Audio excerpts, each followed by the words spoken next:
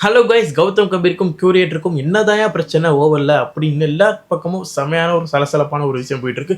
முக்கியமாக இங்கிலாந்து மீடியாலையும் இந்தியா மீடியாலையும் வேற லெவலான ஒரு சலசலப்பு போயிட்டு இருக்குன்னு நான் சொல்லணும். ஏற்கனவே இந்த சீரீஸ் வந்து ஈட்டன் அப்பா தான் போயிட்டு இருக்கு.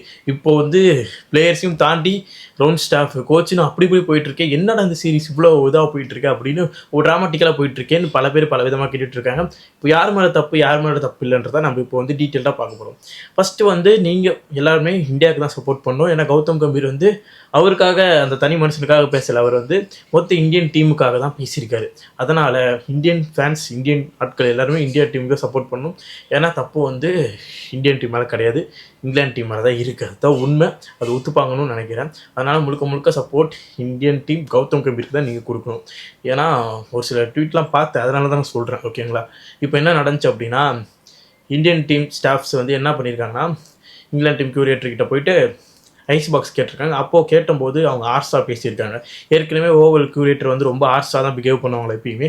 ஆனால் இது வந்து ரொம்ப ஆர்ஸாக பேசியிருக்காங்க. அதுவும் ஓகே அப்படின்னு விட்டாச்சு. அதுக்கப்புறம் கிரவுண்டில் வந்து பிச்சு பார்க்கலான்னு போகும்போது கியூரேட்டர் என்ன சொல்லியிருக்காருன்னா, ஏப்பா நீ வந்து பிச்சு பார்க்கணும் 2.5 மீட்டர் தள்ளி தான் நின்று தான் பார்க்கணும் அப்படின்ட்டாரு. 2.5 மீட்டர்னா கிட்டத்தட்ட 8 ஃபீட் கிட்ட இருக்கும். அவ்வளோ தூரத்தில் வந்து பார்த்தா பிச்சில் என்ன என்ன இது இருக்குது அப்படின்னு நான் கண்டுபிடிக்க முடியும். சரி சொல்கிறேன்னா, நீ எங்கிட்ட சொல்கிற, விசிட்டர் டீம் கிட்ட சொல்கிற. அப்போ உங்கள் டீம் வந்து அப்படியே தான் ஃபாலோ பண்ணோம். இங்கே 2023 ஆசிஸில் வந்து ஆசிஸ் மேட்ச் ஓவர் நடக்கும்போது பிரண்டன் மெக்கலம் அண்டு கியூரேட்டர் 2 பேரும் பிச்சு மேலே நின்றுட்டு இருக்காங்க. அப்போ அது என்ன அப்படின்னு ரசிகர்கள் ஒரு பக்கம் கேள்வி கேட்டுட்டு இருக்காங்க.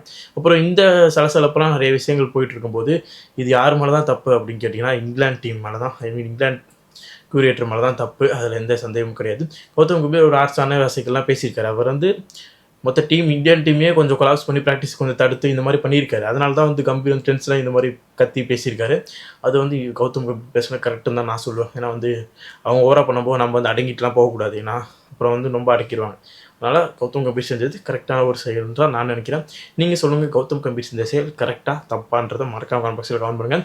இங்கிலாந்து கியூரேட்டரை பற்றி நீங்கள் நினைக்கிறீங்க, அவங்க செஞ்ச செயல் இந்த மாதிரி பண்ணிக்க கூடாதுன்னு நினைக்கிறீங்கன்றது மறக்காமல் கமெண்ட் பாக்ஸில் கமெண்ட் பண்ணுங்கள்.